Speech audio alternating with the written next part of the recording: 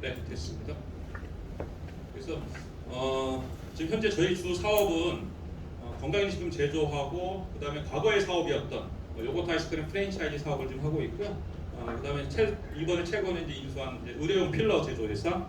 요거는 좀 저희가 좀 독특한 특허 기술이 있어서 인수해서 잘 지금 현재 키워내고 있는 그런 회사다 이렇게 보시면 되겠습니다.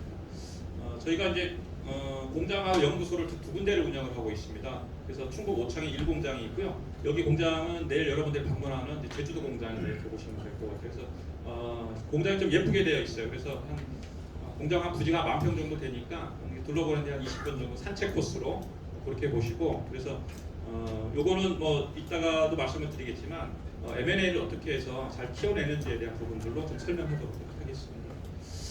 여기 좀 회사 연역을 보면 제가 2005년도에 법인으로 설립을 하게 됐습니다. 제가 사업을 시작한 지는 1998년도에 창업을 시작을 했으니까 2005년까지는 굉장히 작은 규모의 회사다 이렇게 보시면 될 것 같아요. 그러니까 법인의 매출이 안 나올 정도로 굉장히 작은 회사는 7년간 정도 했던 것 같아요. 그래서 2005년도에 법인으로 전환을 했다고 보시면 될 것 같고요. 중간중간에 저희가 성장하는 모델들을 가지고 있는 것들이 저희가 2011년도에 수출해나 대통령 포창을 받았던 거가 이제 그때 당시에 글로벌 프랜차이즈로 해서 해외 저희가 한 20개국에 진출했던 그 시절에 한번 저희가 좀 점핑을 했던 계기가 됐고요. 저는 사실은 그때 글로벌 시장에 한 20개국에 나가면 굉장히 큰 돈 벌 줄 알았거든요. 근데 이게 세상이 그렇게 만만한 게 아니더라고요. 그래서 성장 동력이 더디다 생각을 해서 그 사이에 저희가 이제 제품으로 개발했던 것이 홈쇼핑에 히트했던 요거트 메이커, 그게 한 2년 동안에 잘 성장을 했는데 그 2014년 상황입니다. 그래서 2012년에 개발 들어가서 2년에 걸쳐서 저희가 잘 개발했고 그 부분들이 한 2년간 성장을 잘 했었습니다. 근데 문제는 뭐냐면 저기 성장함으로 인해서 다음 성장 동력에 대한 것들이 없어지겠다는 생각이 들었거든요. 그러다 무슨 말이냐면 지금 잘 나가는 것이 정말 우리 기업한테는 잘 나가는 게 아닐 수도 있겠다라는 것들이거든요. 그래서 저희가 저기 제품이 딱 터졌다고 생각했을 때 다음 성장 모델들을 찾기 시작을 했던 게 이제 저희가 15년도에 휴럼을 인수를 하게 됩니다. 지금 과거에 저희 회사의 후스타일이었고 휴럼을 인수해서 그거를 잘 성장시킨 다음에 저희가 작년에 상장을 시킨 그렇게 좀 연역으로 보면 될 것 같습니다. 현재 저희가 하고 있는 비즈니스가 좀 여러 개 있는데요. 이런 영역에서 지금 하고 있어요. 그래서 건강식품을 하고 있고요. 그다음 해외 프랜차이즈 비즈니스, 그다음에 카페 원료 사업을 하고 있습니다. 제주도 카페의 상당한 부분에 저희 회사가 공급하는 원료들이 거의 한 70% 정도의 카페에 저희 제품이 다 들어가 있다 이렇게 보면 될 것 같아요. 네, 저희가 가지고 있는 유통망에 대한 얘기입니다. 그래서 어떤 제품을 잘 만들더라도 팔 곳이 없으면 안 되는데 제가 휴럼을 인수하자마자 했던 것들이 뭐냐면 유통 채널 다각화를 먼저 시도를 했어요. 그래서 과거에는 이마트에만 팔던 제품들을 지금 건강식품과 뷰티 제품을 전 채널로 확장하는 전략을 가져서 현재는 어떤 제품 하나를 출시하더라도 우리가 이제 어떤 유통망이든 얻을 수 있는 건 시스템적인 것 구축이 되어 있습니다. 여기 이제 저희들이 과거에 이제 팔았던 제품들이에요. 그래서 김지선의 보이차 다이어트가 좀 히트를 했었던 제품이고요. 그다음에 황정음의 깔라만시 등등. 그다음에 여기 저기 부러움은 치는 거다. 네, 저거는 대표적으로 제가 하루에 3억을 깨먹었던 제품입니다. 홈쇼핑에서. 그래서 잘 기획을 했는데 잘 안 돼가지고 하루에 3억을 까먹었던 그 제품으로 보시면 될 것 같아요. 그다음에 현재 유통망 중에서 저희가 이마트 쪽에 전국 이마트에 다 거래를 하고 있고요. 제주도 이마트에도 한 3개가 있는데요. 거기에 좀 저희 제품들 다 거래가 있어요. 뭐 다양한 이건 이제 카페 재료를 판매를 하고 있다 이렇게 보시면 될 것 같고요. 요거는 이제 글로벌 프랜차이즈 사업이에요. 저희는 국내에서 프랜차이즈를 하지는 않고요. 해외 쪽만 진행하고 있어요. 국내는 뭐 여러분도 알다시피 정말 레드오션화 되어 있는 데가 이제 국내 프랜차이즈 비즈니스인데 저희는 좀 레드오션을 피해서 글로벌 시장에서만 해서 저희가 현재 호주, 나이지리아, 미국, 두바이 등등에서 현재 20개국에 진출돼 있고 거기에 저희가 이제 원료를 납품하고 로얄티를 걷어오는 그 비즈니스를 지금 진행하고 있습니다. 여기까지 간단히 저희 회사 이야기를 마쳤고요. 지금은 저희 회사가 여기까지 오는 데 있어서 저희도 정말 굉장히 어렵게 왔는데 조금 저희 회사가 많이 가지고 있는 몇 가지의 좀 전략들에 대해서 조금 같이 한번 나눌 수 있는 시간을 갖도록 하겠습니다. 저희 첫 번째 아마 이 강의를 아마 몇 번 들으신 분도 계실 텐데요. 가장 휴럼의 큰 핵심 전략은 저희 연역적 경영 전략이라고 하는 부분들이거든요. 그래서 경영이라고 하는 관점에서 이렇게 보면 어떤 분은 기술적인 부분들에 집중이 돼서 성장한 회사들도 있으실 것이고 또 어떤 부분들은 산업에 집중해서 성장하시는 부분도 있을 텐데 궁극적으로 보면 경영자라고 하는 것은 사실은 전문직이라고 저는 생각을 해요. 경영의 다양한 기법들을 어떤 환경이 왔을 때 잘 적응할 수 있는 것이라고 저는 보면 조금 시장이 바뀌거나 환경이 바뀌거나 하더라도 잘 대응해 나갈 수 있지 않겠냐는 생각이 들거든요. 예를 들면 지금 올해 비트코인이라든가 이런 부분이 굉장히 어려워졌잖아요. 근데 2, 3년 전만 해도 비트코인이나 이런 부분들이 굉장히 성장을 하다 보니까 그 산업에 관련된 회사들은 다 성장을 했단 말이에요. 근데 시장이 바뀜으로 인해서 내 비즈니스에 영향이 오는 것, 사실 이런 것들이 경영자로서 굉장히 좀 어려움이 처하는 거고 그 부분을 피해야 되는 부분들일 텐데 그런 관점에서 보면 우리 경영자라고 하는 사람들은 어떤 그 전문적인 시장의 환경의 변화에 대해서 미리 다양한 경영 기법들을 가지고 미리 준비하는 것은 굉장히 큰 의미 있다 이렇게 생각을 하고 있고요. 그래서 저희 회사가 생각하는 것 중에 하나가 어떤 시장 환경이 왔을 때 그거를 문제를 인식하고 그 영역을 잘 어떻게 넘어갈 건지 선제적인 대응을 하는 것들, 이 부분들이 그나마 저희가 생존하면서 여기까지 왔던 것 같아요. 앞서서 말씀을 드렸듯이 기업 환경 25년이라는 제가 경영을 하는 과정에서 보면 어떤 한 몇 년 해에는 정말 잘 나갔거든요. 산업도 잘 맞춰졌고 바람의 방향도 맞았고 그랬는데 어떤 몇 해에는 정말 이게 지금 환경이 꺾여 있거나 시장 환경이 안 좋거나 어떤 변화가 크게 흔들림이 왔을 때 그거를 그나마 넘어갈 수 있었던 것들이 이러한 다양한 경영 전략 기법들을 활용하는 것들이 좀 도움이 됐다 이렇게 생각이 드는데요. 첫 번째가 연역형 경영 전략이라는 게 저희 회사의 핵심 경영 전략입니다. 그래서 어떤 개념이냐면 어떤 문제가 인식이 되면 그거에 대해서 가설을 설정하고 탐구를 수행하고 결과 분석 결론 도출하는 그거에 대한 부분들인데 이러한 내용들이 우리가 중고등학교 시절에 어떤 그 자연과학 현상을 풀어내거나 사회학을 설명할 때 이 부분들을 좀 하는 부분들이 이거를 저희가 경영학 관점에서 이 부분들을 좀 대입을 해보기 시작한 게 한 10여 년 정도 된 것 같아요. 그래서 과거에 저희가 프랜차이즈 비즈니스를 하고 있었을 때 당시에 실질적인 상황인데요. 그때 국내 프랜차이즈 시장 굉장히 과열됐던 시절이 있어요. 그래서 여러분도 알다시피 카페베네라는 브랜드가 혹시 기억을 하시나요, 여러분들? 네, 많이들 없어졌죠. 그때 당시에 카페베네가 혜성같이 나타나서 대한민국을 완전 엄청나게 그냥 폭발력을 발휘했었잖아요. 그래서 오죽하면은 그 카페베네가 아니라 바퀴벌레 당할 정도로 엄청나게 그때 매장들이 많이 성장을 했었는데 그러면서 국내 커피 관련된 시장들이 굉장히 지금 막 늘어나기 시작을 했거든요. 그때 이제 우리가 해석을 해내야 되는 부분들이잖아요. 그래서 저희는 어떻게 해석을 해냈냐면 그러면 우리가 이러한 시장의 기회들을 놓고 어떻게 이 비즈니스에 참여를 할 것인지에 대한 고민을 하다가 저희가 내린 결론은 뭐냐면 국내에서는 앞으로 더 치열할 수밖에 없겠다 판단이 들었기 때문에 국내는 프랜차이즈 비즈니스로 저희는 진입을 안 하겠다는 판단을 했고 근데 비즈니스 기회가 있었기 때문에 어떤 쪽으로 들어갔냐면 앞서서 잠깐 소개했던 것 중에 카페 재료 시장에 저희가 진입을 했거든요. 왜냐하면 택시가 많아지면 엔진 오일이 많이 팔리는 거고요. 그런 것처럼 카페 시장이 늘어나면 카페에서 사용되는 원료가 늘어나겠다는 것은 어느 정도 해석을 해낼 수가 있다라고 저는 보고 있거든요. 그래서 사실은 저희는 카페 재료를 전문적으로 만들었던 회사는 1도 아니었거든요. 단 시장에 기회가 있고 그 시장이 늘어날 거라고 생각이 들었기 때문에 그래서 저희가 그때 당시 TF팀을 꾸려가지고 그러면 우리가 엔진 오일을 장사를 한번 해보자라고 판단을 했고요. 한 제품으로 시작을 했어요. 그래서 첫 해 매출 저희가 5천만 원을 낸 것 같아요. 첫 해 매출. 지금은 그 부서가 약 6명이다 150억 정도의 매출을 탄탄하게 내주고 있고요. 아까 앞서 말씀드렸듯이 제주도의 카페의 70%도 저희 회사의 원료를 좀 쓰고 있다 이렇게 보시면 될 것 같거든요. 그래서 그런 것처럼 어떤 가설을 설정하고 그 부분들의 문제를 좀 해석해내고 그거를 통해서 좀 학습을 한다고 할까요? 시장을 좀 분석을 해낸 다음에 그거를 방법 도출하고 그걸 만들어가는 건데 그때 당시에 저희는 국내 시장에서는 굉장히 어려울 판단이 들어서 글로벌 시장으로 가보자 해서 저희가 글로벌 프랜차이즈를 과감히 도전을 했었거든요.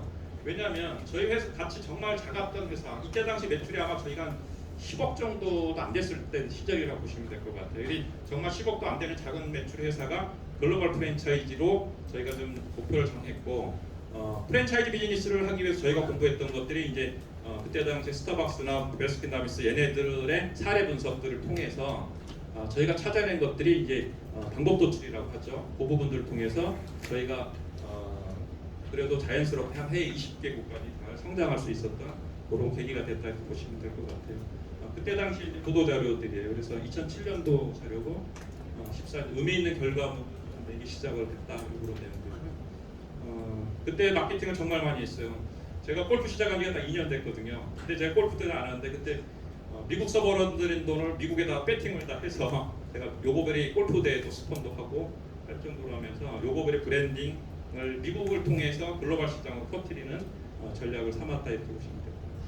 여기는 미국의 극장에 저희 아이템을 저희가 진입을 하면서 저 전략은 뭐였냐면 글로벌 프랜차이즈에 확산되는 국가는 거점이 되는 나라 미국이라고 저는 판단을 했고, 미국에서 성공 모델을 만들어내면 미국으로 공부하러 온 2세들을 통해서 다른 나라로 퍼뜨리겠다는 전략이었고, 그래서 그 전략이 잘 먹혀서 저희가 두바이로 퍼뜨리게 됐고, 그 다음에 브라질 상파울루를 통해서 인근 국가 파나마, 파라과이 라인들, 그 다음에 저희가 두바이, UAE를 통해서 인근 국가들을 확산하는 전략을 그렇게 했던 것 같아요. 여기 옆에 계신 분이 앤드 가르시아라고 그때 당시 유명한 영화 배우라고 하대요. 저는 잘 모르시는 분이고.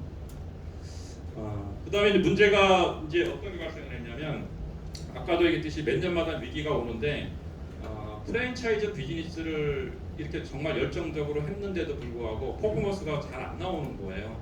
그 다음에 글로벌 프랜차이즈라고 하는 내 의지와 상관 파트너의 의지에서 사업을 확장해야 되는 부분들이 속도감이나 도절감이 이런 게 전혀 되지 않는 비즈니스거든요.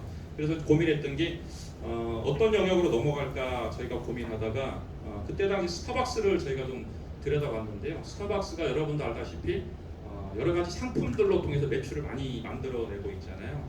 그래서 그때 당시 그러면 우리도 요것도 관련된 것들 중에서 조금 제품을 한번 좀 도전해보자, 그렇게 지금 저희가 가설을 설정을 했고요. 그래서 그때 한 1년간은 거의 글로벌 시장 전체에서 요것도 관련된 제품들을 수집하고 시장 조사하는 과정들을 거쳐서 요거트 메이커라고 하는 부분들에 저희가 집중을 하게 됐고, 그 제품들을 사실은 잘 성장을 했어요. 이 뒤에도 나오지만 로테크 전략인데요. 저희가 중소기업이라고 해서 우리가 갖고 있는 자원이 적다 보니까 많은 돈을 들여서 R&D를 할 수가 없단 말이에요. 그러다 보니까 우리가 가지고 있는 작은 돈을 가지고 R&D를 해서 그거를 넘어갈 수 있는 전략을 만들었던 부분들인데요. 그래서 요거트 메이커가 2012년도에 개발되고 14년도에 저희가 런칭을 시작을 했는데 2년간 정말 잘 팔았어요. 그래서 그때 당시 200만 개 정도에서 한 500억 정도 매출을 팔았는데, 문제는 뭐가 발생했냐면 이제 저게 발생을 한 거예요. 요거트 메이커가 다 팔리고 나면 우리 회사는 매출이 제자리로 돌아갈 텐데 저희는 준비가 전혀 안 되어 있었거든요. 우리는 유통회사였고 그 다음에 프랜차이즈 비즈니스를 하고 있는 회사였고, 근데 요거트 메이커가 다 팔고 나면 이미 매출이 커져 있기 때문에 조직이 늘어난다는 게 문제거든요. 고정 비용이 늘어나게 되는데, 그때 당시 저희 직원 10명이었던 조직이 요거트 메이커를 하면서 약 30명까지 늘어나게 됐어요. 근데 문제는 2년 뒤에 매출이 요거트 메이커가 다 안 팔리게 되면은 매출이 제자리로 돌아가면 그 고정 비용을 감당해낼 수 있는 방법이 이제 없단 말이에요. 그래서 그나마 저희 회사가 잘했다라는 게 이 전략이었거든요. 그러면 그때 요거트 메이커가 방송에 터졌을 때 저희는 미리 선제적으로 대응을 해서 다른 산업으로 넘어가야 되겠다, 다른 산업으로 넘어가야겠다 판단했던 거고요. 그래서 그때 당시에 성장하는 산업의 영역이 무엇인지를 저희가 들여다본 거예요. 저희는 좀 그런 편이에요. 우리가 현재 하고 있는 업종에서만 고려하지는 않고요. 항상 고객이 있으면 우리가 학습을 통해서 넘어가겠다라는 방식이거든요. 프랜차이즈 업을 저희가 해본 적이 한 번도 없어요, 저희는요. 하지만 고객이 그때 당시에 있었기 때문에 들어간 거고요. 마찬가지로 건강식품도 해본 적도 없고 전공도 저희는 그쪽이 아니잖아요. 그런데도 고객이 있기 때문에 들어갔는데, 그래서 여러분들 같이 한번 고민해봐야 될 게 뭐냐면, 현재 내가 하고 있는 산업의 비즈니스가 지금 시장 환경과 맞으면 정말 행운아라고 저는 생각을 해요. 내가 하고 있는 비즈니스가 AI거나 플랫폼이거나 또는 어떤 NFT거나 지금 현재 성장하는 산업, 바이오거나 등등에 한다라고 하면 정말 행운하죠. 근데 이거는 내가 만들 수 있는 게 아니잖아. 내가 태생을 바꿀 수 있는 건 아니거든요. 그렇게 하면서 행운하지만 만약에 그렇지 못한다라고 하면 과감히 인접 산업으로의 전개도 좀 준비할 필요가 있지 않겠냐라는 생각을 저는 해보는 거거든요. 그래서 그 부분으로부터는 저희 회사는 조금은 자유로운 것 같아요. 단지 어떤 개념이냐면 모르면 학습을 해서 넘어가겠다라는 관점을 들어가는데, 그래서 그때 당시에 저희가 로봇 메이커를 진행을 할 때 저희가 뭔가를 준비할 수 있는 부분이 되질 않아요. 마침 근데 저희가 M&A 준비는 미리 한 2년 전부터 준비를 이때 당시에 준비를 했었던 이유인데, 어떤 개념이었냐면 지금도 아마 여러분들도 마찬가지일 텐데 M&A라고 하는 것은 뒤에도 얘기 나오겠지만 M&A 물건이 나왔을 때 그때만 하는 것이 아니라 저는 상시적인 경영 활동으로 전환하는 게 맞다라는 판단이거든요. 그러면 어떤 생각이 드냐면 우리 회사는 M&A 할 수 있는 자금이 안 돼 있고 그거를 준비할 수 있는 것도 안 돼 있고, 근데 어떻게 저는 생각을 했냐면 언젠가 할 거니까 했는데, 그래서 저희도 마찬가지고 2년 전의 상황은 뭐였냐면 M&A를 할 수 있는 자금도 없었고 M&A에 대한 학습도 없었고 전혀 없었는데 2년 전부터 준비했던 거는 뭐냐면 우리가 어느 정도 매출액이 정도 되면 M&A를 활용해서 성장을 해야겠다 판단했고, 그 매출액 기준이 저는 얼마로 산정을 했었냐면 150억이었거든요. 그래서 우리가 한 150억 정도였을 때 M&A 준비해서 한 300억일 때부터 M&A를 좀 가동을 했으면 좋겠다라고 저희가 준비를 했었고요. 그래서 공부를 한 2년간 했던 것 같아요. 2년간. 그랬는데 실질적으로 저희가 이런 환경이 왔을 때 퓨럼이라고 하는 회사를 저희가 알게 된 거예요. 그래서 아까 말씀드린 퓨럼은 지금 사명 변경을 한 건데요. 과거에는 저희 회사 후스타일이었고 퓨럼이라는 회사를 인수해서 제가 사명 변경을 통해서 이걸 만들어 왔는데요. 근데 어떻게 해석을 했냐면 앞으로 우리가 건강하게 오래 살아야 되는구나. 이거는 누구나 다 해석을 할 수가 있거든요. 그러다 보니까 어떻게 했냐면 건강하게 오래 살아야 되면 건강기식품을 많이 먹을 수밖에 없겠구나, 이런 거잖아요. 아까 말씀드렸듯이 카페가 많아지면 엔진오일 장사, 택시 장사들이 택시가 많아지면 엔진오일이 많이 팔리고 카페가 많아지면 카페 재료가 많이 나가는 것처럼 어떻게 보면 되게 어렵게 해석하는 것들은 아닌데, 그래서 저희가 건강식품 쪽을 시장을 진입을 했는데, 그래서 그때 당시에 적자 회사였지만 성장 가능성이 있는 회사인 퓨럼을 저희가 인수를 하게 됐습니다. 이따 뒤에 M&A는 다시 한번 성장 동력에 대한 얘기니까 말씀을 드릴 텐데요. 그때 당시에 결론을 먼저 말씀드리면 적자 회사였기 때문에 부채 인수 방식으로 해서 돈은 이제 하나도 안 주고 빵원 주고 인수를 했다고 보시면 될 것 같아요.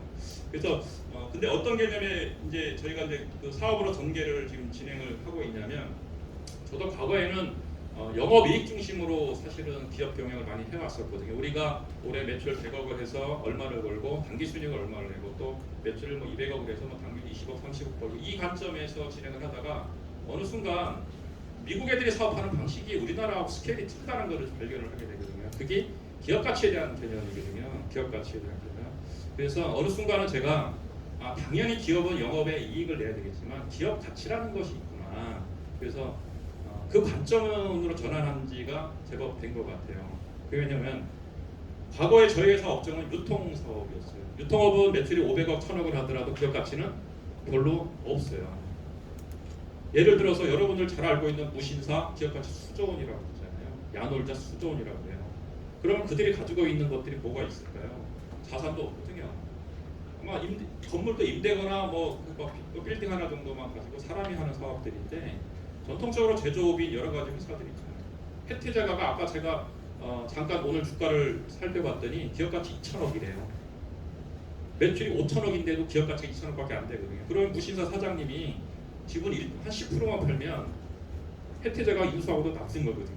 그래서 그때 당시에 우리가 할 수 있는 영역에서 기업 가치를 높일 수 있는 업종으로 전환하겠다고 판단한 게 건강기능식품 사업으로 저희가 전환했고, 얘는 상장이 되는 업종이다 판단이 들었거든요. 그래서 이쪽 영역으로 넘어가는 전략으로 저희가 해서 사실은 고생은 많이 했거든요. 적자에 한 2년 걸려서 또 흑자로 만들고 3년간 잘 성장시켰다.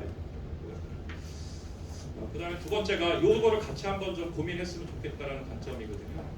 중소기업이 가지고 있는 R&D의 한계점이 분명히 있잖아요. 중소기업이 가지고 있는 R&D 한계점이 있는데 왜냐하면 정말 작은 기업이다 보니까 일단은 좀 우수한 인재가 모으기가 굉장히 어려운 부분들이 좀 있고 물론 우리 대표님 중에서는 대표자님께서 기술이 아주 굉장히 고도화된 계신 분들도 계시죠. 그런 분들은 괜찮지만 대부분은 대표자가 기술에 대한 부분들이 아닌 이상은 R&D에 정말 우리 객관적으로 봤을 때 좋은 자원을 모기가 좀 어려운 부분들이 있는데 정부의 좋은 R&D 기술들을 우리가 좀 가져오는 방법이 있거든요. 그래서 그걸 저희 회사는 C&D 전략이라고 하는데 저희 회사는 C&D 부서를 별도로 만들었습니다. 그래서 2명은 아예 C&D 부서로 명명을 해서 R&D 부서가 따로 있고 C&D 부서가 따로 있어요. R&D는 저희가 오창에 저희가 연구소가 있어서 실제로 우리 석박사들이 연구를 하죠. 근데 오래 걸립니다. 하나의 제품이 나오기까지 5년, 7, 8년이 걸리기도 하죠. C&D 방식은 시장을 조사해서 좋은 기술을 사가지고 오는 거거든요. 그래서 저희가 부족한 기술들을 다 이렇게 확보를 해서 상장을 갈 때 볼 수 있는 기술 중에 하나가 뭐였냐면 너네가 가지고 있는 기술 뭐냐거든요. 근데 사실 저희 기술 없거든요. 유통회사가 무슨 기술이 있습니까? 근데 그 부분을 확보했더니 C&D 전략이에요. 그래서 저희가 하는 방법은 이따 아마 저녁에 뭐 술자리에서 조금 더 디테일하게 말씀드릴 수 있을 것 같은데 우리 그 2명입니다. 2명은 전국의 대학들이 가지고 있는 기술, 전국의 정보기관들이 가지고 있는 기술 이런 것들을 서치를 해서 협상을 통해서 거의 저렴하게 사오거든요. 네. 내가 사왔거나 만들었거나 내 건 내 거거든요. 그래서 저희가 한국식품산업연구원으로부터 기술을 사와서 저희가 개별 인증형 원료라고 해요. 식품업계에서는 굉장히 좀 특허다 이렇게 보시면 될 것 같아요. 개별 인증형 원료라는 게. 그다음에 제주도에서 저희가 나오고 있는 소재 중에 까마귀 쪽인 나무라고 하는 게 있어요. 그거에 그러니까 무릎 관절에 대한 소재인데요. 그것도 저희가 확보를 하고 있고요. 그다음에 이제 수면 관련된 제품, 그다음에 농진청에서 기술을 사온 게 코 알러지 기술.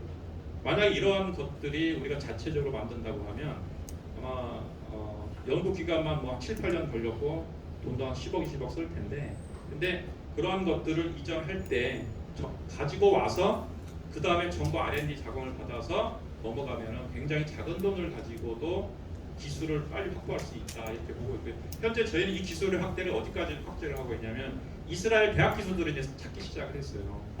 여러분 알다시피 전 세계에서 머리가 좋은 나라들이 몇 군데 있잖아요. 그게 그 중에 한 군데가 저는 이스라엘이라고 보고 있어서 이스라엘 대학들이 가지고 있는 기술들을 저희가 이제 서치하기 시작을 했거든요. 왜냐하면 이제는 저희는 어느 정도의 성장 동력을 이어가기 위해서는 정말 글로벌 시장에서 핵심 있는 기술들을 만들어내거나 확보를 해야 되는데 저도 알거든요. 우리 내부적으로 그런 거를 해내기에는 어렵다는 걸 알거든요. 그래서 국내 대학, 그다음에 정보기관, 특히 대전에 가면은 여러 가지 정보 기관들이 되게 많아요. 생산성 기술연구원, 그다음에 뭐 기계연구소 등등인데 여러분들 업종에 관련된 정부의 유관 기관들을 조금 기술을 서치하면 정말 좋은 기술 하나를 가지고 급성장할 수도 있거든요. 우리 하이서울 기업 중에서 지금 잘 안 나오시는 회사인 것 같은데요. 라파스라고 하는 회사가 아마 여기 아시는 회사도 있을 텐데요. 거기도 아마 제가 알기로는 과거에 유통회사였었죠. 근데 연세대에서 기술 하나를 이전받아 왔거든요. 그게 뭐냐면 그 물질 침투 기술이라고 하는 거예요. 그래서 NDD 기술이라고 하는 건데 피부에 물질을 침투하는 기술을 가지고 적자인데도 불구하고 상장까지 가는 케이스가 되죠. 그래서 정말 좋은 기술 하나만 가져오면 회사가 급성장할 수 있는 부분들인데 왜냐하면 적은 비용으로 효율적으로 이거를 해낼 수 있는 거는 굉장히 좋은 방법 중에 하나다. 정말 우리가 R&D 실력이 굉장히 우리가 뛰어나서 정말 독보적인 기술을 만들 수 있다. 그러면 자체적으로 해야 되는데 현실적으로 보면 이 두 가지를 병행하는 거가 굉장히 유리하지 않겠냐 이렇게 보고 있어요. 그래서 여기 이제 저희가 그 수면 기술을 가지고 왔어요. 이거는 저희가 개발한 게 아니고요. 한국식품산업연구원이라는 데서 비용도 저렴해요. 저거는 한국식품산업연구원도 정부로부터 R&D 자금을 받거든요. 저기 20억을 받아서 개발한 정도 자금이거든요. 근데 저희가 얼마 주고 사왔을 것 같아요? 저희 1억 주고 사왔거든요. 1억. 그러면 20억짜리를 1억 주고 가진 거예요. 정부의 R&D 자금은 셈법이 틀리다고 보시는 건데요. 민간 기업하고 셈법이 틀려. 요거를 잘 이해하시면 우리가 좋은 기술을 갖고 오는데 정부의 R&D 기술, R&D 방법은 이미 받은 거예요. 근데 20억을 받았으면 20억 이상을 받아야 되는 게 민간 기업의 우리 셈법이잖아요. 근데 정부의 입법은 그렇지 않아요. 받은 거는 받은 거고 얘네들 건 1억 주고 8억 걸로 보는 거거든요. 1억 주고.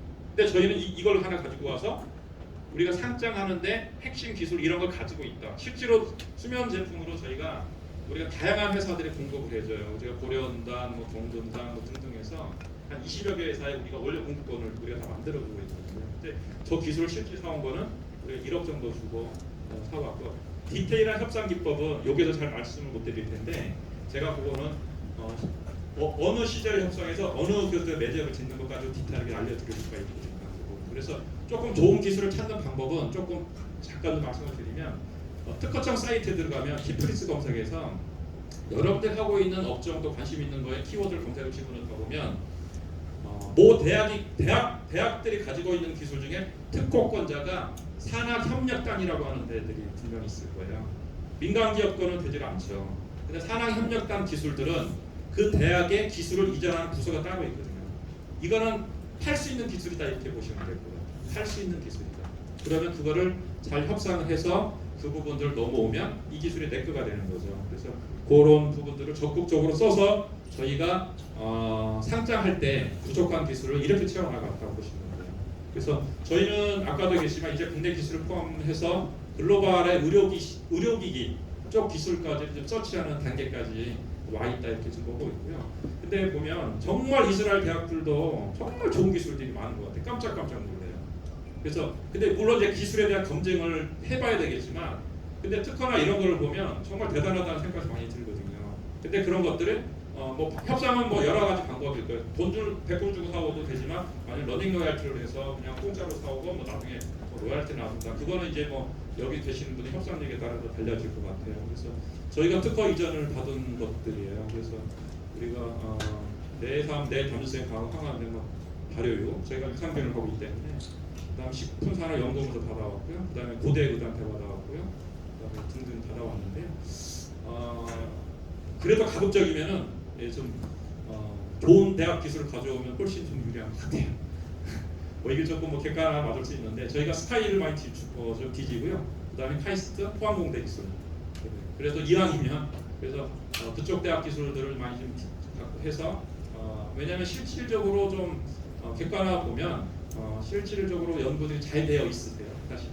그래서 그런 부분들 가지고 와서 현재 내 비즈니스가 계속적으로 성장하지 못하더라도 우리가 이거를 통해서 다음 넥스트를 성장할 수 있는 부분들을 준비 단계로 하다 보면 이 프로젝트 성공하면 한번 대단천대를 할 수가 있으니까 그래서 그걸 잘 썼으면 좋겠다고 생각해요. 근데 저희가 사실은 프랜차이즈 유통기업이었거든요. 다도에. 근데 아까 말씀드린 프랜차이즈는 상장해서 잘 안 되거든요. 근데 바이오 전문 기업으로 지금 이제 휴먼 라이프 전문 기업으로 가는 거예요. 이 과정에서 뭐가 저희가 발견하냐면 기업의 가치라는 개념이 바뀌었거든요. 아까 얘기했지만 프랜차이즈 유통기업은 기업 가치가 없습니다. 사실은. 실질적으로 매각을 한다고 봤을 때 회사를 얼마를 쳐줄지 모르는 게 프랜차이즈 기업이라고 보시면 될 것 같고요.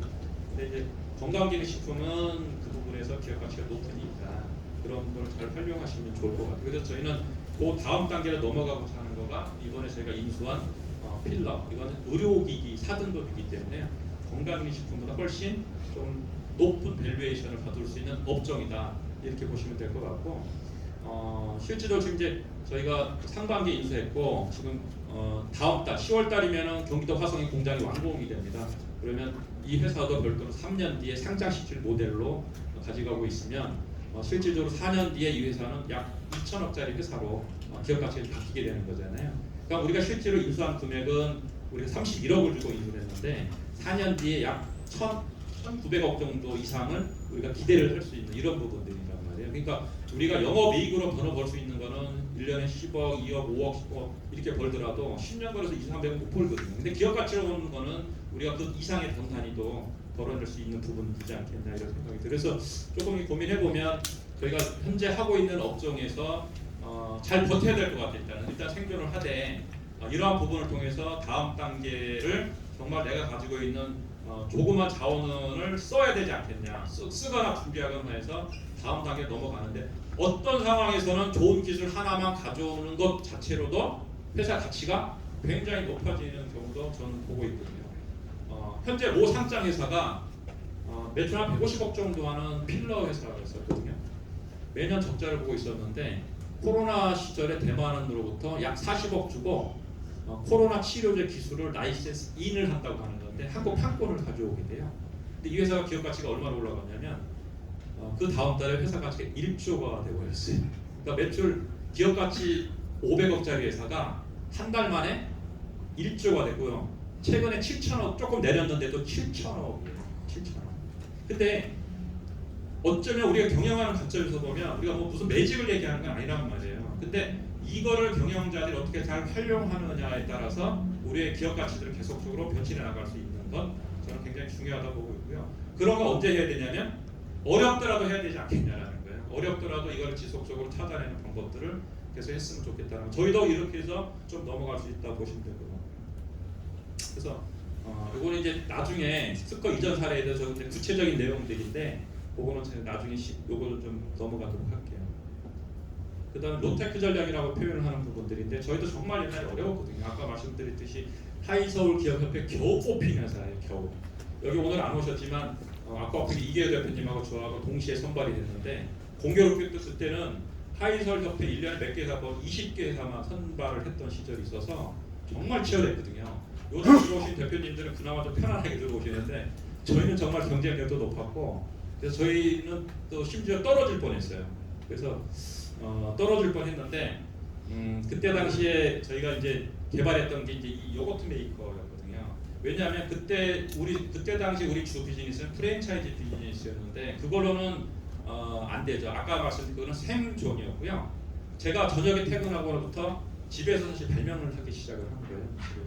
그래서 스티로폴 통 가지고 아이디어 책 찾아가고 이렇게 하면서 요구르트 넣고 발효하는 과정들을 좀 거쳐서 어느 순간 되게 좀 우리 옛날에 어머님이 했던 생각이 나더라고요. 어머님이 아랫목에다가 그 밥을 묻어놨던 거 생각을 온도가 적절해 가지고 요구르트가 발효가 될 수 있겠구나 그 생각을 했고요. 그래서 그거를 사실은 디자인 입힌 게 요구르트 메이커거든요. 그러면 어머님들이 그게 이불 속에 묻었던 거가 전기를 사용했던 것들이 아니란 말이에요. 그때 동그란 그 찬압통이었던 기억이 되는데 전기 없이도 얼마든지 발효가 될 수 있겠구나 생각을 했고 저희가 만들어낸 전기 없이 요구르트를 만들어내는 최초의 제품을 저희가 특허를 받아냈는데 이거를 말씀드리려면 앞서 말씀드린 저는 이공계 계통도 아니고 발명도 잘 못하고 그 다음에 과학적인 상식이 별로 없는 사람이거든요. 인문학적 배경의 사람인데 문제는 뭐냐면 우리 회사가 현재 그때 당시 굉장히 어려웠어요. 한 달에 한 달 고정 비용을 만들어내서 감당해 나가기도 어려웠기 때문에 사실은 투자를 할 수 있는 돈이 거의 없었다고 보셔야 돼요. 근데 어떤 생각이냐면 내가 맨날 그거마저도 안 하면 내년에도 우리 회사는 맨날 이게 쳇바퀴 돌 것 같아요. 그리고 그 다음에도 또 돌 것 같아요. 그러면 언제 성장하고 언제 그걸 못 벗어나는 거잖아요. 그래서 우리가 가지고 있는 최소한의 쓸 수 있는 회사의 어떤 자금 그게 얼마였냐면 5천만 원이었어요. 그때 당시에 내가 여윳돈으로 뭔가에 투자를 하거나 만들어낼 수 있는 돈이 5천만 원 정도였고요. 그래서 5천만 원 개발비를 들였어요. 사실은 두 명 하나 뜨는데 5천만 원 이상이 들죠. 근데 저는 그렇게 생각을 해요. 의지만 있고 맘만 먹으면 얼마든지 그건 해결하는데 제가 금형 공장 사장님을 설득을 해서 런닝룸을 주기로 해서 일단 만들어 주시라고. 내가 이거 한 100만 개 정도 팔 테니까 그래서 금형을 저는 5천만 원만 드렸어요. 근데 실제 아마 그분이 쓰신 돈이 한 2억 정도 쓰신 것 같아요. 1억 5천은 그분이 부담을 해주셨는데 젊은 사람이 와서 이렇게 매달려서 잘 해준 건지 아니면 진짜 잘 될 것 같아서 해주신지 모르겠는데 어쨌든 만들어 주셨어요. 만들어 주셔서 근데 사실 잘 될지 안 될지 모르는 상황에서 만들어 주신 거거든요. 그래서 두 명의 소유가 5천만 원은 우리 거, 1억 5천은 제조 공장 거예요. 제조 공장 거. 근데 어쨌든 간 우리 돈 들어간 거는 5천만 원.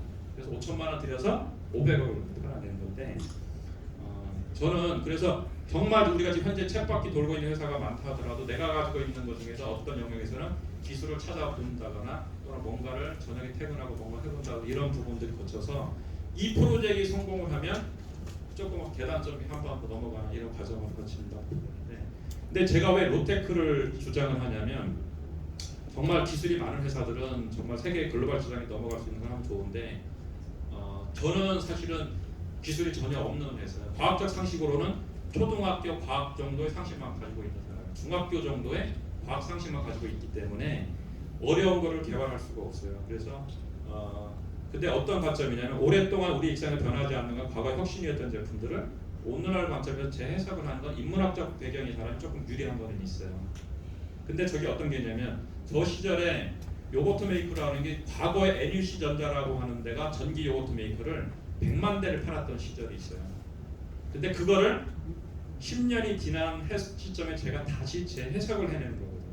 그거를 오늘날의 관점에서 디자인을 입혔고 편리성을 입혔고 주부들의 관점을 입힌 건데, 그럼 뭐냐면 우리가 과거에 성공했던 제품들을 지금 관점에서 다시 들여다보면 비즈니스계에는 어쩌면 또 있을 수도 있다라고 저는 보고 있거든요. 왜? 과거의 눈높이와 현재의 눈높이는 많이 바뀌어 있잖아요. 과거의 디자인 감각과 지금 디자인 감각이 있는데, 과거의 NUC전자라고 하는 회사는 기능의 관점을 두셨어요. 요구르트가 잘 되는 거에 관점을 두셨던 회사고, 저는 그게 아니고 디자인 관점, 여자들의 마음을 블링블링하게 만드는 쪽, 설거지 거리 없애거나 편리성을 두거나 이런 관점에서 개발을 했고요. 그 부분들이 하는데 왜 로테크를 제가 주장을 하냐면 실패되면 또 할 수 있어요. 5천만 원 깨먹어 아깝죠. 근데 또 할 수 있잖아요. 성공하면 계단 점핑을 할 수 있는. 그래서 전략이 실패되면 계속 실행할 수 있는 거가 로테크다. 그 다음에 전략이 성공하면 한 번에 점핑할 수 있다. 이런 부분들이 있어서, 그래서 뒤에 한번 좀 설명해 드리면 이게 이제 과거의 제품이에요. 과거에 이 제품을 10년이 지난 뒤에 제가 다시 재해석을 하는 제품이라고 보시면 될 것 같아요. 그래서 위에 보시면 저쪽이 대우전자 거고요. 여기 대우 가운데 있게 여기 NUC전자. 보시면 아시겠지만 디자인이라기보다는 약간 기능의 관점을 뒀던 제품인데, 이거를 오늘날의 관점에서 재해석을 해냈고, 어쩌면 현재 저희 회사가 여기까지 오는데 가장 큰 1등 공신을 한 제품이 이 제품이거든요. 이 제품. 그래서 사실 그때는 어떤 기분이었냐면 한 2년 동안 로또 맞은 느낌이에요. 뭐 한 번 방송하면 막 50 매출이 나왔었으니까. 근데 아까 덜컥 겁이 났던 게 저거 다 팔고 나면 우리 회사는 다시 매출이 꼬꾸라질 거다. 그래서 저희가 M&A라는 걸 가동해서 휴럼을 인수하고 다음 성장적으로 넘어갔다. 이렇게 보시면 될 것 같아요. 그래서 저는 혹시 여기 계신 분들도 과거에 자기 업계 안에서 또는 자기 인접 산업에서 과거에 히트했던 제품들을 오늘날 관점에서 잘 해석을 해보면 또 다른 비즈니스가 만들어지지 않겠냐 이런 생각을 하게 됩니다. 이거는 제가 이제 실질적으로 휴럼을 M&A 했던 방법에 대해서 좀 소개를 해드리도록 하겠습니다. 이거는 제가 작년에 벤처 협회에서 M&A 강의를 해달라고 해서 했던 그 자료를 좀 요약한 겁니다. 그래서 어떤 사례냐면 유통회사가 건강식품 회사를 인수해서 상장한 사례로 M&A에서는 조금 독특한 사례로 좀 보고 있거든요. 그래서 보관 내용들인데, 그것도 돈을 하나도 안 주고 인수한 그 포괄적 주식 교환 기법이라는 걸 가지고 했는데, 뒤에 조금 말씀을 드리지만 M&A를 좀 여러분들이 혹시 관심이 있다라고 하면 이랜드 사례들을 굉장히 여러분들이 좀 검토하거나 공부를 해봤으면 좋겠다 생각을 합니다. 이랜드는 새로운 M&A 기법들을 만들어내는 회사인 것 같아요. 세상에 없었던 기법들을 만들어내는데, 이러한 다양한 기법들이 우리가 좀 가지고 있으면 정말 적당한 타이밍이 왔을 때 그런 것들을 다행히 실행할 수 있다 이렇게 보는데, 저도 아시다시피 아까 앞서했지만 저는 회계 전문가도 아니고 이런 게 아니지만 그나마 미리 우리가 매출 150억일 때 한 300억은 M&A 했으면 좋겠다라는 관점에서 2년간 준비한 것 같아요. 2년 동안에 뭐 이렇게 얘기해야 될지 모르겠는데 연습을 한 20번 정도 한 것 같아요. 실질적으로 여러분들 지금 기업 경영 할 때 보면 혹시 이 회사 한번 좀 인수해볼 생각 있냐 없냐 이런 제의들을 받으실 거예요. 그때 여러분들이 저는 그거를 나는 지금 M&A 생각 없다 이렇게 하지 마시고 연습 삼아 한번 해보시는 거는 굉장히 큰 도움이 된다는 생각하고, 저는 그걸 20번을 했거든요. 20번. 그러다 보니까 정말 좋은 회사가 왔을 때 이 회사를 의사결정하는 데는 5분이 안 걸린 것 같아요.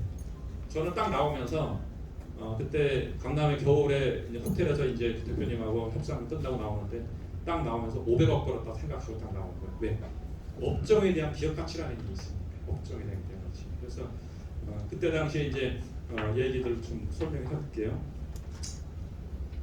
그때 당시에 2015년도 상황이에요. 2015년도 인수를 했는데 그때 우리 회사 이름은 후스타일이었고, 아마 여기 이제 과거에 우리 후스타일 기억하시는 분들이 많이 계실 텐데요. 그때 우리 직원은 30명이었고, 그 다음에 프랜차이즈 더 매출액이 갑자기 커진 매출이에요. 뭘로? 요구르트 통이 갑자기 팔아가지고 매출 20억 했던 회사가 갑자기 300억이 돼버렸던 그런 상황인데, 그래서 이때 아마 우리가 슈럼을 인수하지 않았거나 했었으면 다시 매출이 20억으로 줄었을 거예요. 그때 이미 고정비가 늘어났죠. 그럼 어떻게 돼요? 서서히 말라듣는 상황이 아마 우리의 미래였을 것 같아요. 특히 홈쇼핑에서 성공한 회사들의 말로 패턴이 있어요. 여러분들 잘 아시는 회사들 제가 한번 소개를 해볼게요. 한경이 생활 가게라고 들어보셨나요? 스팀 청소기로 대한민국을 뒤집어 놨잖아요. 그 회사 결국은 워크아웃 들어가서 다른 회사 주인으로 팔렸죠. 그죠? 우리랑 이름 비슷한 회사 휴롬이라고 있어요. 녹즙기 팔았던 회사. 매출 그때 당 3천억을 팔았어요. 지금 저희 회사가 조금 높아요. 그 다음에 여러분들 잘 아시고 자익을 들어보셨어요? 자익을 1,000억을 갖다가 작년 매출이 200억이 돼버렸어요. 200억이 돼버렸어요. 우리도 똑같아요. 저희라고 별로 다른 사람이 아니잖아요. 우리도 300억 했다는 갑자기 20억을 줄 거라고 저는 얘기 들었죠. 그나마 그들과 달았던 건 뭐냐면 그렇게 될 거라고 예측을 판단을 했고 그렇게 안 되려고 의사결정을 했다라는 건데요. 그래서 그때 당시에 이런 상황이었고 우리 회사 가치는 없었다고 보셔야 돼요. 근데 이 휴럼이라는 회사는 여자분이 대표분이셨어요. 이게 휴럼은 그때 당시에 KTNG 정관장의 자회사 연구소장 출신하셨던 분들이 자회사로 만들어졌던 부분들이고, 그래서 아마 연구소장님이 이제 대표님을 하시다 보니까 마케팅에 좀 부족하셨던 것 같아요. 아무래도. 그래서 주로 팔았던 거는 이마트에서 홍삼 위주로만 팔았던 회사다 이렇게 보시면 돼요. 근데 여러분들이 알다시피 홍삼은 막강 경쟁력 1등이 있잖아요. 정관장 넘어갈 수 있는 회사는 없고요. 정관장이 어떤 회사냐면요, 매출 300억 넘어가면 다시 제자리를 돌려줄 수 있는 회사예요. 실제로 볼 수 있어요. 한 100억, 200억 하면 그냥 내둬요. 근데 여러분들 혹시 잘 아시는 혹시 참다함이라는 홍삼 들어보시는 분 계세요? 옛날보다 조금 슬로우하죠. 참다함이 막 올라가서 한 300억대까지 올라왔거든요. 지금 어떻게 됐어요? 제자리를 다시 돌려놨어요. 네, 그럴 수 있는 시장 지배력의 회사이기 때문에 절대 클 수가 있는 회사가 되질 않아요. 그래서 그러다 보니까 그때 당시 저 회사는 직원 60명에 매출 80억인데 매년 적자를 내고 있었고, 그런데 업종은 이제 건강기식품 만들고 있던 회사고, 제주도 공장을 가지고 있었고, 그 다음에 오창에 공장을 가지고 있었고 그런 회사였다고 보시면 될 것 같아요. 아마 이 대표님께서는 회사 매각을 하지 않으면 뭐 여러분도 알다시피 개인 대표이사들은 개인 보증을 다 쓰잖아요. 개인식까지 다 없어지는 상황까지 발생하는 그런 상황이었기 때문에 처음에는 돈 주고 사라는 걸 제가 돈 주고 사면 같이 죽을 것 같았어요. 제가 그래서 돈 주고는 못 샀어요. 제가 그래서 제가 제안한 거는 뭐냐면, 대표님 그럼 회사 잘 넘겨주시면 제가 한번 잘 키워보겠습니다. 제가 잘 한번 키워보겠습니다. 그래서 제가 제안했던 거가 이제 포괄적 주식 교환이라고 하는 방법으로 한 거예요. 말은 어렵지만 결국 뭐냐면 우리 회사 주식과 너네 회사 주식을 평가를 해서 우리 회사 주식을 조금 더 가져가라. 대신에 너네 회사 다오. 이거 개념이에요. 그래서 그러면 회사 가치를 어떻게 평가하느냐. 그런데 회계사 통해서 평가하는데 실무선에서는 대충 얼마로 평가를 해달라면 해주겠다더니 해주세요. 사실은 실무적인 얘기를 하는 거예요. 그래서 이제 우리 회사와 그 회사 기업 가치 6대 1로 평가를 했어요. 그래서 그 회사 주식을 가져오고 우리 회사 주식을 조금을 주고 전체를 받아봤죠. 근데 이제 부채 80억은 누가 안았어요? 제가 다 안았어요. 저 이거 회사 못 살리면 우리 집이고 저도 완전 좀 알거지가 되는 상향이 발생을 하는데 그게 무리하게 하진 않죠. 저도 그때 이제 그동안 벌어놨던 돈이 있어서 80억 중에 50억을 상환해 버렸어요. 그러니까 여러분도 아시는 30억 정도는 크게 뭐 이자 부담이나 그렇게 많지는 않으니까. 그래서 여기 보시면 우리 회사는 뭐가 문제였냐면 산업군의 특성 매출이 높아도 기업 가치가 없습니다. 아까 말씀드렸듯이 기업 가치 경영을 해야 되겠다. 기업 가치 경영. 그러면 여러분들 한번 고민해 보셔야 되는 건 현재 우리 회사 가치 얼마냐를 여러분들이 아셔야 될 거라는 거거든요. 근데 아파트는 가격이 딱 정해져 있거든요. 아파트는 얼마다 차이가 5천만 원의 차이가 나요. 근데 현재 우리 회사 가치는 얼마인지는 대부분이 알 수도 있고 모를 수도 있을 거예요. 근데 만약 우리 회사 가치가 업종이 많지 않다라고 하면 지속적으로 높은 업종으로 바뀌려는 노력을 계속적으로 하는 거가 굉장히 저는 유의미하다 이렇게 보고 그걸 하는 거예요. 저희가 아무리 유통업으로 매출 500억을 하더라도 기업 가치는 없거든요. 그래서 자본시장으로 진입이 가능한 산업군으로 바꿔야 되겠다고 판단을 했기 때문에 상장이 될 수 있는 업종을 찾았던 거라 보시면 될 것 같아요. 이제 반면 슈럼은 뭐 계절적 요인으로 판매 수익이 나서 계속적으로 적자가 돼 있어서 더 이상 어쩔 수 없는 상황까지 갔다 이렇게 보시면 될 것 같아요. 그래서 인수자금은 아까 말씀드린 영원이었고요. 대신에 가지고 있는 현금을 가지고 마케팅에 집중을 했어요. 마케팅. 그래서 대한민국 히트 제품을 저희가 여러 개를 만들어냈어요. 여러분 아마 아시는 제품이 많을 텐데 김지선의 보이시 다이어트가 이제 제가 팔은 제품은 시서스라는 다이어트 제품, 현재 모로실 제품을 또 판매를 하고 있고요. 그래서 단순히 유통업에서 건강기식품으로 기업 가치가 이제 올라갔고 모자라는 기술들은 아까 말씀드렸던 C&D 전략으로서 전국의 좋은 대학들이 가지고 있는 기술들을 내재화하는 전략 그렇게 가져갔다 이렇게 보시면 될 것 같아요. 그래서 그다음에 인수자는 이제 PMI를 이제 미리 이제 설계를 좀 잘 해놔야 되는 것도 굉장히 중요하다고 볼 것 같은데요. 그래서 인수가 마지막 단계를 보는 게 아니라 인수 후에 1년 계획을 어떻게 설정해서 계획을 가지고 플랜이 있느냐에 따라서 이 회사를 다시 살릴 수 있느냐 없느냐 판단이 든다 이렇게 보시면 될 것 같아요. 그래서 이제 저희는 단순히 이제 유통업에서 기업 가치 없는 회사에서 기업 가치 있는 회사로 바뀌게 될 사례가 되겠다고 보시면 돼요. 그래서 조금 정리를 해보면 여기 매출이 아마 이제 뭐 5억, 10억부터 작은 회사부터 100억, 200억, 500억, 1000억 이렇게 되는 회사도 다양하게 우리가 하이솔력 배들이 섞여 있을 텐데요.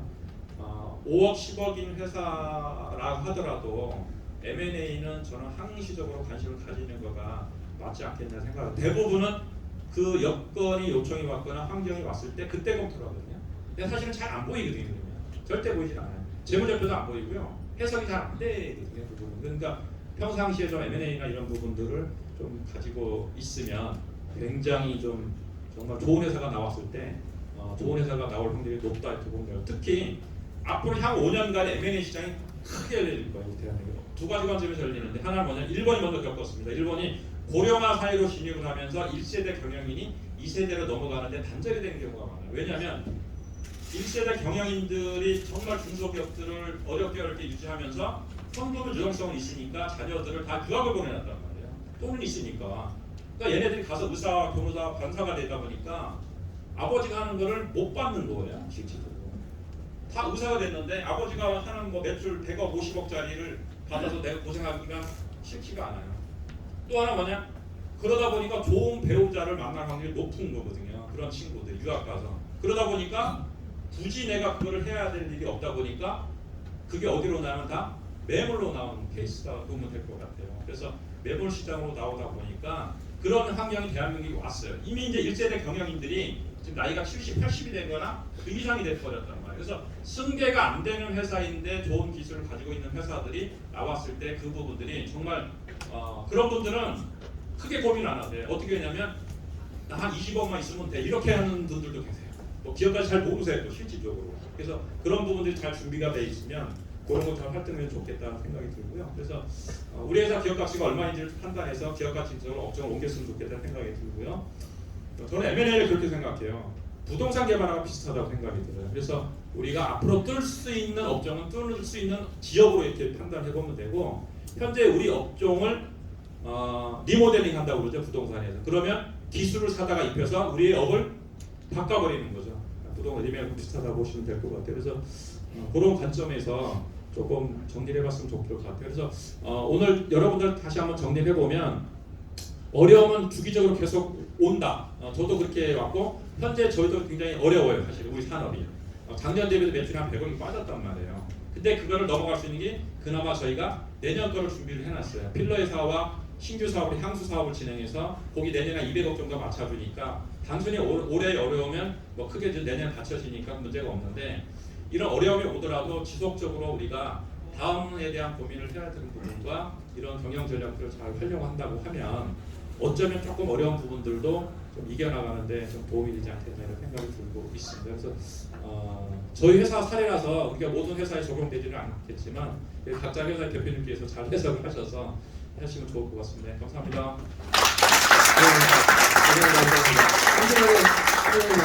혹시 질문 있으신 분 있으시면 한두 가지 받도록 하겠습니다. 질문 있으십니까? 네. 네. 그러니까 아까 말씀하신 것 중 외국 기술을 이제 도입을 하셔야 된다고 하셨는데요. 그 기술, 사온 기술을 외부적으로 PR을 할 때 사왔다라고 얘기하나요? 네. 아, 사왔다라고. 오히려 그게 훨씬 도움이 됩니다. 아, 한국식품산업연구의 수면 기술을 가지고 왔는데요. 그거는 성공 사례, 한시견에 우리가 로얄티를 주니까 걔들을 로얄티 수익 사업으로 홍보를 거기서 하죠. 네. 저는 의료기기 쪽에 지도하고 있습니다. 강대표님. 것 같은데요. 오랜만에 뵙습니다. 네. 저희 이제 특허가 각 나라마다 특허가 참 많이 있잖아요. 네. 근데 이스라엘 특허 같은 경우는 대학교를 통해서 검토를 하시는데 어떻게 하시는 건지. 저희 그 C&D 부서가 따로 있어서 네. 네. 근데 그 친구들은 어디서? 네. 그러니까 그 저희가 그 기본적으로 배경이 네. 기술을 기반한 회사가 아니잖아요. 네. 그래서 저희가 휴럼을 인수했을 때 저희가 R&D 부서가 원래 존재를 했었어요. 근데 R&D 부서의 과거에 존재했던 건 아마 대부분 중국에서 있었는데 정부의 R&D 자금을 타내는 거가 주 목적인 경우가 대부분이었고 우리도 그랬었어요. 이걸로는 도무지 내가 이 기술을 만들더라도 사업을 할 수는 없다고 판단이 들어서 그러면 빠른 시간 안에 이거를 만들어낼 수 있는 방법이 뭐냐. 그래서 했더니 저희가 아예 팀을 만들어버린 거예요. 그래서 박사 한 명하고 석사를 뽑아놨고요. 그래서 이 친구는 미션이 뭐냐면 그래서 얘네들은 R&D 부서에 있는 연구소에 있지 않고 서울의 사무소에 따로 있는데 전국의 대학들을 돌아다니는 거예요. 그리고나 또는 이제 업계 관련된 기술들이 있을 거 아닙니까? 기술들이 있으면 거기랑 협상을 통해서 만나서 이게 괜찮은지 안 괜찮은지는 정말 괜찮다 싶으면 이제 보고가 올라오죠. 보고 올라오면 그걸 결정하고 있고요. 특허는 저희가 이스라엘 특허는 우리 저 특허 거래사무소 통해서 좀 서치를 해달라고 합니다. 네, 감사합니다. 네. 근데 이스라엘 기술 되게 좋은 것들 되게 많아요. 실질적으로. 아마 혹시 업종 관련된 특히 의료 쪽이나 디바이스 이런 쪽들은 좀 그쪽을 서치를 해보시면 생각보다 좋은 거를 좀 전전할 확률도 되게 있는 것 같아요. 네. 질문 없으시면 네. 저 시간 관계상 마지막 질문으로 갖도록 그 하겠습니다. 마케팅 위주의 김정환입니다. 그 휴럼을 인수하실 때요. 거기는 기존에 이제 물건은 있고 부동산도 있고 뭐 기술도 있고 뭐 있는데 기존에 그 인수하셨던 회사에서 그 회사를 인수하면 기업 가치가 이제 또 바뀌어지고 하다 보니까 부담 뭐 꼭 현금이 있어야지 제가 사는 거냐 아니면 그 회사 가지고 또 매출이 되느냐 이런 또 생각이 들거든요. 휴럼 가지고 이제 워낙 뭐 일단 적자인 회사인데 인수하셨을 때 그 회사 가지고 기존의 회사가 커지니까 그거 가지고 어떤 금융이나 이런 쪽으로 좀 지원받을 수 있는 게 아닌가. 꼭 굳이 기존에 계셨던 비용 가지고만 인수해야 되나 이런 생각이 듭니다. 저 아까도 말씀 저희는 그 부채 인수 방식으로 주식별로 인수했다고 했잖아요. 그래서 돈을 하나도 안 썼어요. 근데 요거트 메이커를 팔아가지고 벌어는 현금이 좀 있었고 그래서 이제 현금이 좀 일주 있었기 때문에 M&A 물건을 찾으러 다녔었는데 그래서 돈 주고 인수했으면 아마 못 달렸을 것 같아요. 근데 사모펀드 입장에서 뭐냐면 사모펀드는 돈 주고 인수하고 마케팅비를 또 때려 쓰잖아요. 근데 저희는 그런 방식이 아니기 때문에 금융은 따로 일으키지는 않았어요. 왜냐하면 저희가 그때 아까 말씀드렸지만 요거트 메이커가 끝날 무렵에 이걸 시도한 게 아니라 아까 얘기했지만 선제적으로 미리 대응 2년 뒤에 끝나니까 미리 대응을 했기 때문에 계속적으로 돈을 벌어내는 과정에서 얘를 사실 인수를 한 거잖아요. 그러니까 오히려 부채를 한 50억을 갚고 매년 현금 창출 동력이 있었기 때문에 오히려 부채를 계속 갚아나갔죠. 그래서 굳이 금융을 일으킬 필요는 없었고요. 저희는 사실은 지금 현재 금융 차익은 안 쓰고 있어요. 부채는 없습니다. 네. 질문이 상당히 네. 마지막 질문으로 네. 받겠습니다. 네. 네, 선생님 받겠습니다. 기업 가치 높이기 위한 방법으로 M&A를 적극적으로 검토하라는 말씀 되게 인상적이었고요. 근데 이제 문제는 M&A가 쉬운 일이 아니잖아요. 네. KMI 이게 중요성 말씀주셨는데 그 회장님께서 생각하실 때 M&A를 할 때 가장 중요하게 봐야 될 것 그게 무엇인지 그런 부분이 되게 궁금합니다. 일단은 기업 가치라는 개념이 저는 굉장히 중요하다고 생각합니다. 기술을 C&D 전략을 통해서 기술 확보하는 것도 결국 기업 가치에 대한 거를 높이기 위한 방법이거든요.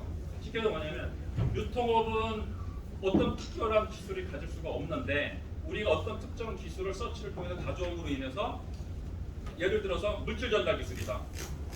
그걸 DDS 기술이라고 그러거든요. 아까 잠깐 말씀드렸던 라파스라고 하는 회사는 DES, 딜리버리 기술이에요. 그걸 가지고 와서 어디에다 적용을 했냐면 약을 피부로 통해서 침투시키겠다라는 그 관점으로 해석을 해낸 거예요. 그리고 실제로는 사실은 그게 화장품 침투 기술인데, 근데 그런 기술 찾았을 때 내가 우리 회사가 이거를 어디다 응용할 거냐에 따라서 약을 침투하네. 또 기업 가치가 갑자기 수백억이 올라가고. 그러니까 M&A와 C&D를 같이 써야 되는 건 뭐냐면, 일단 M&A는 일단 돈이 들어가니까 같이 하더라도 일단 C&D 전략은 생각보다 많은 돈이 안 돼요. 어떤 건 특히 500만 원 가지고도 인수해 올 수 있고, 뭐 어떤 경우는 5천만 원 가지고 인수해 올 수 있는데, 그 기술 확보함으로 인해서 우리 회사가 우리 단순히 일종이 아니야. 우리는 이런 거를 하는 회사고 이런 걸로 가는 방향의 회사라는 것들을 바꿔나가는, 한 번에 바뀔 수는 없을 거예요. 근데 이 브릿지 단계를 통해서 가져가다 보면 비교적 작은 돈을 가지고도 업종 전환이 서서히 바뀔 수 있다. 이렇게 볼 수가 있는 거죠. 예를 들어서 뭐 옷을 내가 의류 하는 회사야. 의류가 무슨 전송 기술에 뭐가 있을 것 같아요. 근데 나 여기다 빅데이터를 입히고 싶은 거야. 그러면 이거를 통해서 사람들로부터 어떻게 하면 데이터를 받아. 근데 마침 서울대학이 의류와 플러스 빅데이터 기술을 가지고 있네. 그럼 바꾸면 되는 거예요. 협상 생각보다 어렵지 않게 생각하시죠. 근데 이런 걸 한 서너 번 시도하다 보면 노하우가 분명히 생기실 거예요. 그래서 그러면 우리 회사는 단순히 옷 파는 회사가 아니라 옷과 빅데이터를 결합한 회사로 바뀌면서 옷 파는 회사에서는 기업 가치가 50억이었는데 빅데이터에서 500억이 됐거든요. 10배가 성장한 큰 변화가 오죠. 그래서 그렇게 활동하면 될 것 같고, M&A는 뭐냐면 성장한 한옥은 있어요. 이게 뭐하고 방향을 맞아요? 자본시장과 방향을 맞추면 되거든요. 자본의 흐름이 어디로 갈까? 지금 사실은 어디로 가냐면 웹 3.0 시대로 가고 있거든요. 여러분 알다시피 NFT라든가 지금 이제 그 어떤 이제 공유경제랑 이런 식으로 넘어가면서 실제 부의 이동은 웹 3.0으로 넘어간단 말이에요. 어떻게 보면 이거에 이제 주력을 가져가는 세대가 30대의 대표님들이 되게 될 확률이 높아요. 그래서 어쩌면 저도 사실은 30대 스타트 대표님 많이 만나는 편이거든요. 그래서 왜냐하면 우리도 가야 되기 때문에 그러는 거예요. 물리적인 나이도 저도 이제 50대 후반이 돼버렸는데 그런 부분들이 있어서, 그래서 C&D와 M&A를 전략을 갖춰서 기업 가치 높이는 것을 잘 활용하시면 높아지지 않을까 생각합니다. 네, 오늘 강의에 있어주신 우리 팀장님께 다시 한번 뜨거운 박수 한번 부탁드리겠습니다.